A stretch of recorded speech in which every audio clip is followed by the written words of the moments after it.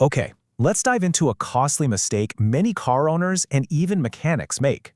Get this, a whopping 80% of mechanics get this one specific engine code wrong.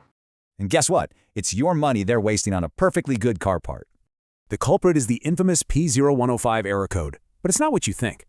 So if your first instinct was to just replace the sensor, you probably messed up.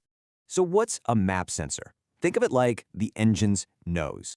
If that nose gets a bad reading, the engine gets the wrong amount of fuel. Naturally, you'd think the sensor's the problem, right? Well, that's the big mistake.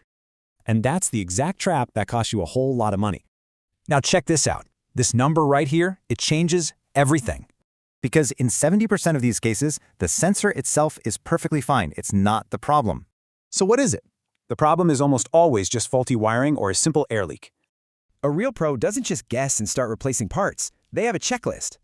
And here it is. They perform 4 super simple checks before they even think about a replacement. See?